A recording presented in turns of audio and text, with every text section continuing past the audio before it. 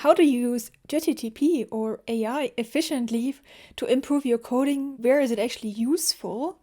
I'm going to show you 5 different areas where I think it's very helpful. And this is not just for ChatGPT, but for other technologies. I did try Copilot in January, but for Swiftui it just didn't work that well. Some of the topics right now might be a little bit more limited and if it's actually working, but I'm guessing this is going to change very quickly. It also depends a little bit what Apple does with Xcode if we have some features there included. Let's start with the first one, which is helping to read documentation. So let's say I have here a API documentation, and this is the CAT API. I did a tutorial for how to work with networking, how to do JSON decoding. So I could now read through this, but I don't really want to. This is in Chrome, and I installed the Harper AI Chrome extension, which allows you to directly here do this. Now you can start with saying, I want to make a Swiftui app that shows cat breeds. How would I do this? And then you can paste in here the page text, which scraps the whole web page right now and puts it into context so ChatGPT knows what you're talking about. So this is using the basic ChatGPT, GPT 3.5. And it tells me to create a Swiftui app that shows cat breeds using the cat API. Follow these steps, obtain an API key. Not really sure if I need to, but I guess this information is not on this. Use the API endpoint. Pass the response, design the Swiftui, use the API endpoint. It's a basic structure. This is because I didn't specify what I actually want to do. So let's be a little bit more helpful. For example, I can ask it, give me a struct for breed. So it created a struct cat breed, which is codable. That's what I exactly wanted. It added the coding keys, and it used the information that is down here. Now, when you do this, you can also ask follow-up questions as you saw now. I also did this sometimes it's also useful for Stack Overflow, just because there's a lot of discussions on Stack Overflow, and sometimes you're not even sure if your answer is in there. So you can just ask what's actually what is it discussed? Give me a summary of the whole discussion in Stack Overflow or Reddit, or you can directly ask your question, I have this and this problem, is this information in there? Instead of reading through all the documentation, it's a quick way of doing this. Or if you're not understanding what they're talking about, if it's about a topic like networking that you're not so familiar, it's also useful by telling it to explain one of the concepts with an easier language. You see this conversation here on the side. When you use this, it's actually creating a new chat conversation. Okay, I need to go to ChatGPT and then here. So this is then the whole conversation, and it actually pastes in the whole page content, which is, for example, here one of these JSON files that we want to look at, or example response. This is what you just saw to create a Swiftui app that shows cat breeds using this. Then this was my follow-up questions. Give me a structure for breed, and then you see here the response, and I can also, and in this case I get nicely this code syntax highlighting so I understand better. And then you can continue follow-up questions that is related to what you have here. And because it is in the context, the web page now pasted in, you could have also used copy paste, but that's just, sometimes you're already on the web page and you don't want to go back and forth. This is just a much quicker way. For example, in this case, I could go on and add a init with default values for Wikipedia URL to nil and origin to empty string. Okay, you need to work on if it's understandable or not, and it actually does it. So you see here it added an empty string for origin, and the Wikipedia URL is set to nil in the initializer. The nice thing for using ChatGPT is that here it also automatically understands that we are in Swift. And we shouldn't have underbars in our property names, so it used coding keys. So it follows the language conventions. So you see, I can use this plugin Hopper AI. Unfortunately, it doesn't really work for the Apple developer website, which is the one that I care about the most. So it's just in here. How do they persist the data? Putting in the page. And now I can't here see anything. It's a bit annoying, but if I go back, you see they pasted the whole website. Now the whole website is in here, and I can read for this tutorial persist data from iOS app dev tutorials on the Apple developer documentation. They persist the data by implementing the Codable protocol and using file operation to save and load the data. My question was a little bit too generic, but you can ask, do they use file manager or something? So it's for tutorials also important, just because sometimes it's a lot of content. Or I also use this extension or something similar for just summarizing WWDC presentations. I watched them and then I summarized them afterwards. This kind of quickly reading websites is nice. Then the next one is actually what I already did here by telling it to generate me code snippets. This is the one that everybody thinks it just writes code for you. It's a bit limited for Swiftui. There's a couple of problems. The first one is Swiftui is not the most popular programming framework, or Swift, not the most popular language, or I mean in terms of how many people actually use it. And they trained ChatGPT with more popular languages like JavaScript or Python. For that, it's very good. And then the main problem with Swiftui is that it's so new and there's a lot of updates. Sometimes it gives solutions that are older, outdated. For example, it doesn't know much about navigation stack. This leaves me to the use case of parts that are not relying so much on Swiftui. For Swiftui, it's okay for basic things. It's better for if you want to write some logic. For example, here for my Codable, it's good. Passing JSON, writing these model files. The other thing is not just the newer, but also something that is isolated in logic. This struct, this model data here is one file. And it's a standalone separate entity. So ChatGPT can handle this. If you want to add something that is part of your app, something very specific and how to add this, things get complicated because then ChatGPT needs to understand the logic of how things are connected. Or for example, data flow stuff, it's probably not the best idea. For example, what I was experimenting with was using it for error message or success messages, because they are just one view that appears, so also isolated. And then I just asked it, can give me some animations that I also could do with this. And here it suggested doing transitions, so how it slides in or how it moves out. In this case, it's a scale and opacity animation. But I also asked it to add some animations inside. So here I told it for the error messages, add some emojis that are moving when this error message appears. It's a bit basic with the animation, because this is one separate view from the other ones. It actually works quite okay. You need to maybe ask more follow-up questions, tweaks. Some basic drawings are also possible, and a little bit of animations. Another thing that you can do is, for example, for my cat breed, I can also ask it to generate dummy data, and then it just creates one of these cat breeds. This is already populated then from the JSON file it had before, so it should actually work with this, and I'm not really sure if this exists. Yes, it exists, so the URLs are working.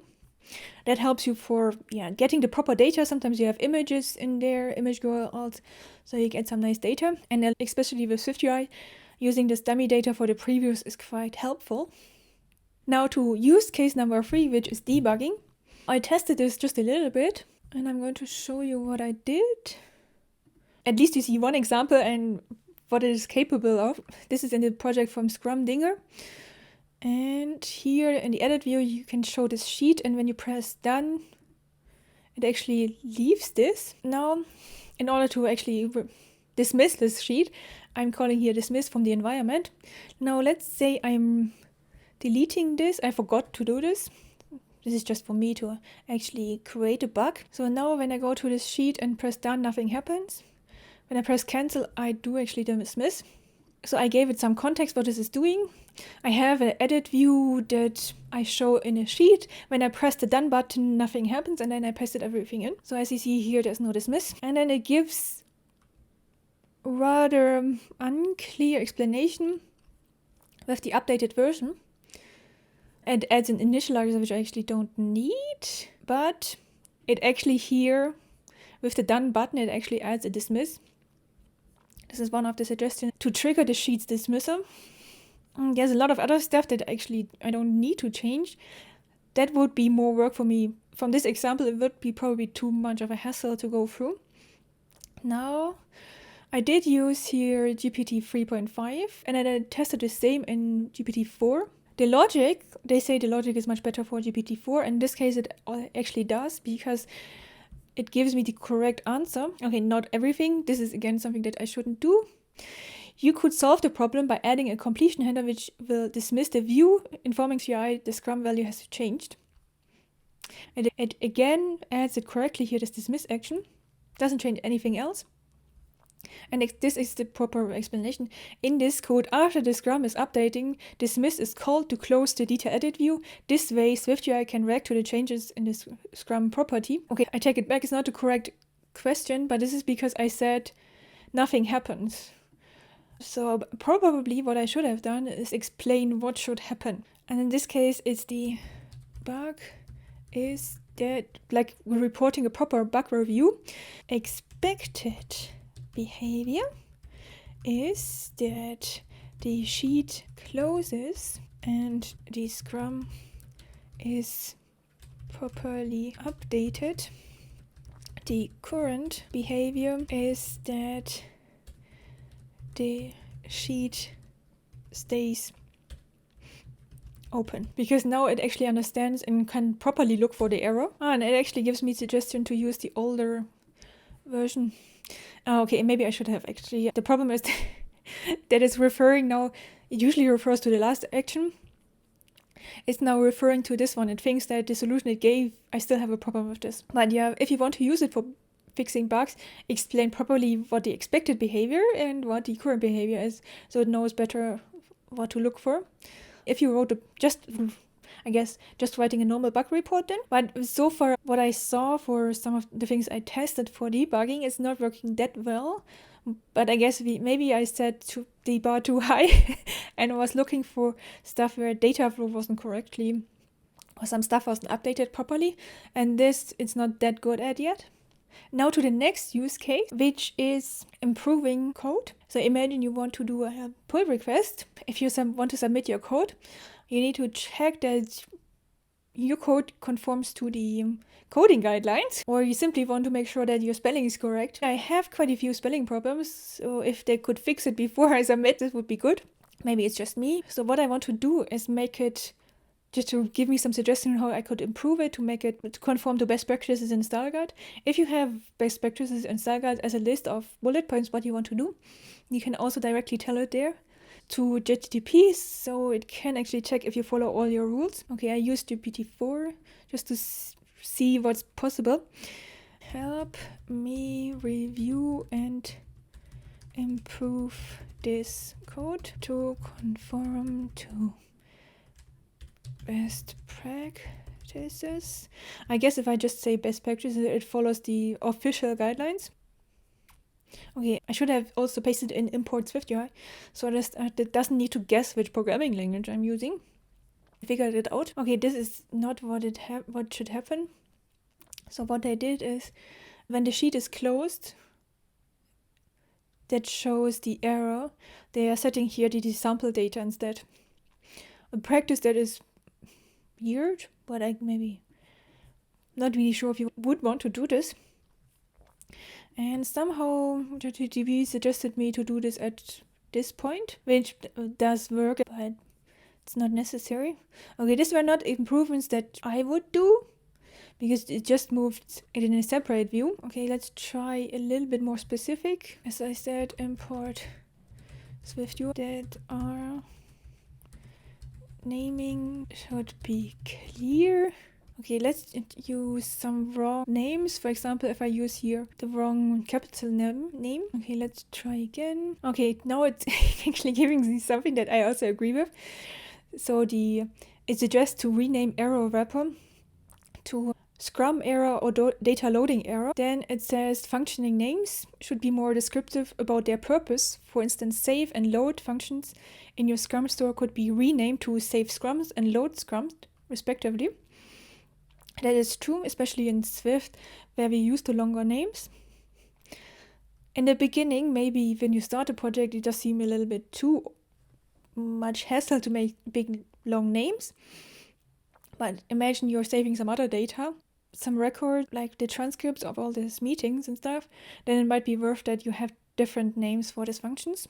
Yeah, so it did rename the error where I had actually the spelling problem, and then it suggests to use inline comments. In this case, I don't really want to do this because here with the name change, it already does this.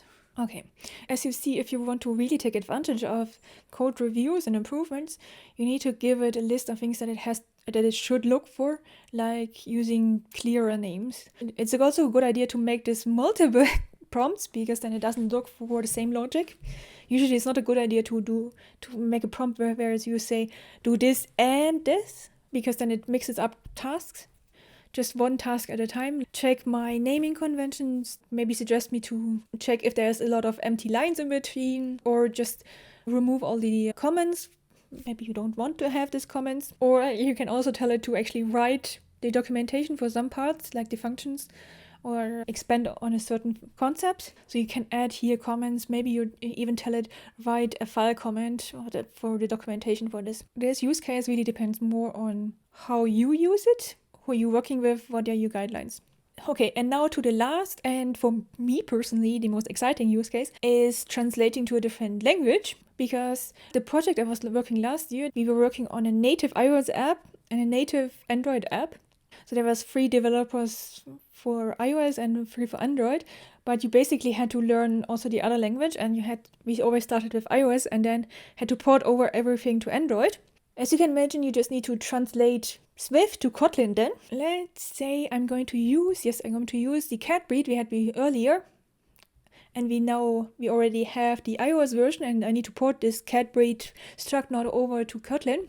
Okay, I have some code in Swift that I need to translate in Kotlin. Do it for me. Okay, my prompt engineering is maybe not the best.